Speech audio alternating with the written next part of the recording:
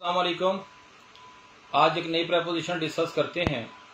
अगर कोई भी सिटीजन गिरफ्तार हो जाता है या पुलिस उसको अपनी कस्टडी में ले लेती है या किसी प्राइवेट पर्सन की वो कस्टडी में होता है, तो कानून ने कितने तरीके बताए हैं उसको आज़ाद करवाने के और कितनी प्रिविलेजेस मौजूद हैं। नॉर्मल तौर के ऊपर हम ये समझते हैं कि कोई भी शख्स अगर पुलिस कस्टडी में है और वो मुकदमे में गिरफ्तार हो गया है तो उसका जो प्रेपोजिशन है वो अल्टीमेट जो है वो एक ही है, डेट इज 497 CRPC, जिसे हम पोस्ट अरेस्ट या आफ्टर अरेस्ट बेल कहते हैं।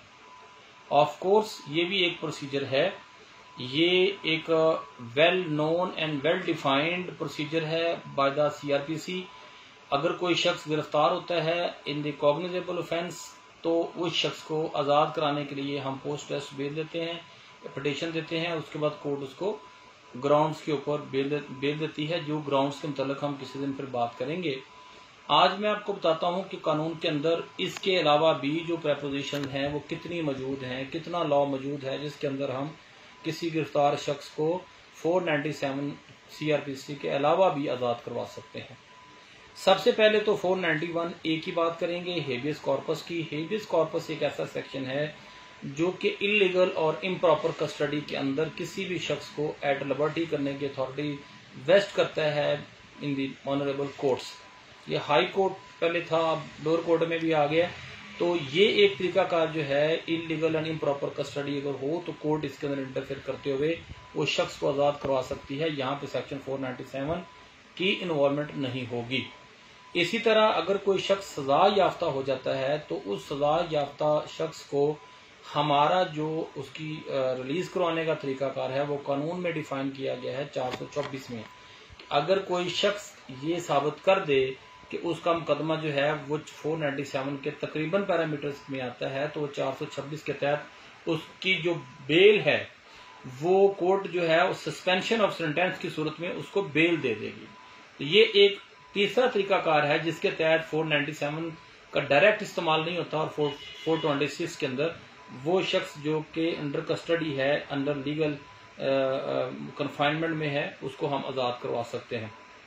फर्दर मोर अगर कोई शख्स बिफोर द मजिस्ट्रेट पेश हो रहा है किसी ट्रायल में और कोर्ट समझती है कि इस शख्स के खिलाफ कोई एविडेंस मौजूद नहीं है कि इसके गिल्ट के हवाले से, तो इस शख्स को 249A के तहत ऑनरेबल मजिस्ट्रेट जो है वो एक्विटल दे सकते हैं और उस मुकदमे से उसको आज़ाद कर सकते हैं। और ऑनरेबल सेशंस कोर्ट जो है वो 265K को उस अथॉरिटी को यूज करते हुए उस शख्स को, किसी भी शख्स को जो कस्टडी में है या ट्रायल फेस कर रहा है, उसको आज़ाद कर सकते हैं। इसी तरह मैं फर्दर मोर आपसे एक चीज़ अर्ज करता चलूँ जो बड़ी इंपॉर्टेंट है और ये हमारी प्रैक्टिस में नॉर्मली तौर पर नहीं आती। जो बेलेबल ऑफेंसेस हैं वहां तो लॉ यही है कि आपने किसी शख्स को गिरफ्तार किया है तो आप उसको बेल देंगे और उसे बेल बॉन्ड लेने के आप पाबंद हैं। नॉन बेलेबल ऑफेंसेस के अंदर आपको प्रोसीजर मैंने बता दिया, वो आपका 497 होगा, सजा के बाद 426 होगा।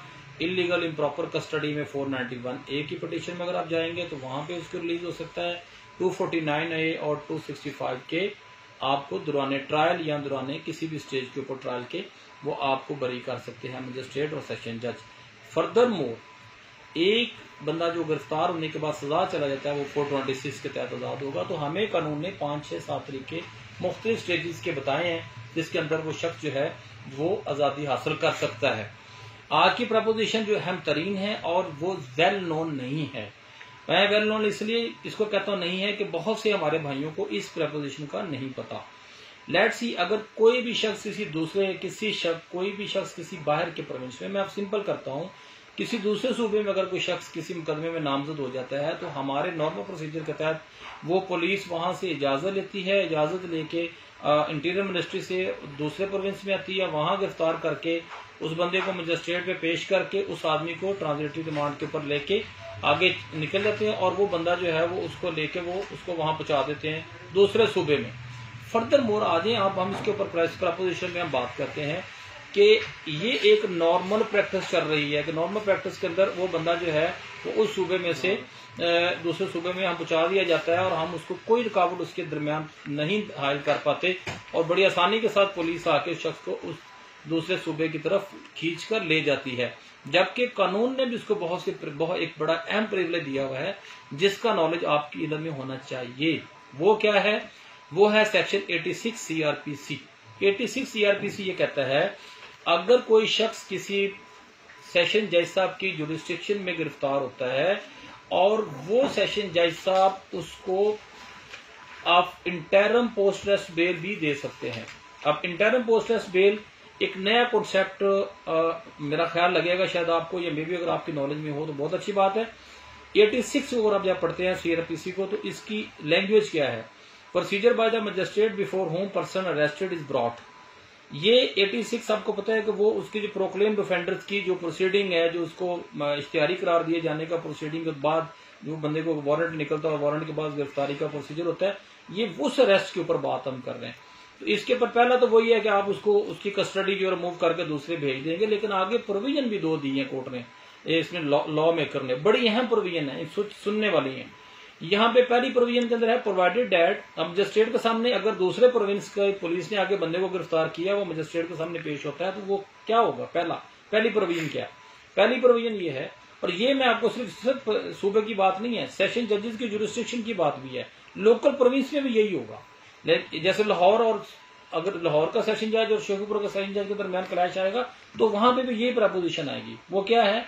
If the offence is bailable and such person is ready and willing to give bail to the satisfaction of such magistrate, district superintendent, or a direction has been endorsed under section 76 on the warrant, and such person is ready and willing to give the security required by such direction, the magistrate, district superintendent shall take such bail or security. यहाँ पे लफ्ज़ है shall take such bail or security and as the case may be and forward the bond to the court which issued the warrant। वहां बंदे को नहीं भेजा जाएगा, बॉन्ड भेज दी जाएंगे कि ये इसने दे दी है। दूसरी अहम तरीन बात, जहां पे बेलेबल ऑफेंस नहीं है, नॉन बेलेबल है, ये it is very important. Provided further that if the offence is not bailable और no direction has been endorsed under section 76 on the warrant, the session जज of the session division in which the person is arrested may, subject to the provision of section 497 and for sufficient reason, release the person on an interim bail। अब यहां पे बंदा arrest हुआ है और उसको क्या मिलेगी? इंटरम बेल मिलेगी। और फर्दर क्या होगा? On an interim bail on such bond और सिक्योरिटी एज द सेशन जज think fit and direct the person, उस बंदे को डायरेक्ट किया जाएगा to appear by a specific date before the court which issued the warrant and forward the bond to that court. तो यहां पे भी जरूरी नहीं है कि अगर कोई शख्स किसी दूसरे प्रोविंस में उसके खिलाफ मुकदमा दर्ज हो गया, वो पंजाब में गिरफ्तार हुआ तो उसकी कस्टडी वहां लाजमी जानी है, या किसी दूसरे सेशन जज साहब की किसी दूसरे जिले में उसका पर्चा दर्ज हुआ तो लाहौर से कस्टडी लाजमी जानी है। वहां पे आप जो है फौरी तौर के ऊपर सेशन जज साहब को 86 CRPC की एप्लीकेशन देंगे। और इसके लिए रिलायंस भी मैं आपको बता देता हूं, ये हमारे सामने इसका रिलायंस है NLR 2000 क्रिमिनल लाहौर 526। ये आप इस रिलायंस को पढ़ेंगे तो आपको ये समझ आएगी कि इसके अंदर कोर्ट ने इसी प्रपोजिशन को डिस्कस किया है। फर्दर मोर मैं आपको अपने एक्सपीरियंस से बताता हूं कि मैंने पेशावर के अंदर एक आदमी का तकरीबन 10 करोड़ रुपए का उसके खिलाफ FIR दर्ज हुई थी 489F की 121/2015, और ये यूनिवर्सिटी टाउन पेशावर में ये मुकदमा दर्ज हुआ था। और यही सिस्टम हुआ था कि उसने पुलिस ने इसकी वो कस्टडी की रिमूवल की, वहां से इजाजत ली, खैबर पख्तूनख्वा से और पंजाब से भी ली। मैंने यहाँ 86 की एप्लीकेशन दी और ये ऑर्डर मुझे अली रजा एडिशनल सेशन जज साहब ने मेहरबानी फरमाई अता किया 27/11/2018 को। और इसके अंदर उस शख्स को कहा गया, वो क्या कहते हैं the in the above instant application is allowed, petitioner is admitted to interim post arrest bail under section 86 CRPC। अब 86 CRPC के तहत बेल का कॉन्सेप्ट मैंने आपको बताया कि ये मौजूद है। The accused petitioner shall be released forthwith on furnishing instalment surety in the sum of ₹5 lakh. ये एक मुकदमा नहीं है, इसके अलावा मैंने एक हैदराबाद के मुकदमे भी लाहौर सेशन जज से, लाहौर सेशन कोर्ट से बेल करवाई है। सोफिया मिर्जा केस में मैंने हाई कोर्ट से ऑनरेबल काजिम अली मलिक साहब थे उस वक्त जज, उनकी कोर्ट से मैंने ये बेल करवाई है। और 3 बेलें मैं लाहौर में अब तक ऐसी खुद करवा चुका हूँ, जिसके अंदर प्रेपोजिशन ये थी कि दूसरे प्रोविंस के अंदर FIR दर्ज हुई थी और गिरफ्तारी जो थी वो उनकी लाहौर में हुई। तो लाहौर में अल्हम्दुलिल्लाह आपके इस नाचीज आपके भाई ने उस कस्टडी को रिमूव यहाँ से जाने नहीं दिया और अल्लाह ताला की मेहरबानी से हमने उनको यहाँ पंजाब के अंदर ही उनको यहाँ पे पुलिस की कस्टडी से उनको छुड़वाया। और ये सारी प्रेपोजिशन जो थी ये सेक्शन 86 में है। और मैंने आपको सामने जो अर्ज कर दी कि आप इस प्रपोजिशन को लेके चले। ये जो मैंने आपको बताया है, अगर इस तरह की कस्टडी सामने आती है तो आप 86 को जरूर पढ़ें। फर्दर मोर इंशाल्लाह आने वाले दिनों में हम अरेस्ट की बात करेंगे, अरेस्ट के मोड की बात करेंगे। आज मैंने आपको बता दिया कि सिर्फ एक कॉन्सेप्ट जो है वो रिमूवल फ्रॉम दी कस्टडी का जो 497 वाला वो नहीं है, इसमें कानून ने और भी डिफरेंट तरीके बताए हुए हैं। और 86 वाज वेरी इंपॉर्टेंट। नॉर्मल तौर के ऊपर हम जाते हैं और बंदे का पता चलता है जी कि उसको तो बस उन्होंने मजिस्ट्रेट साहब ने डिमांड दे दी है और वो जनाब अली यहाँ से लेके उसको पेशावर चले गए, कराची चले गए, फलां चले गए। You have to fight for your client.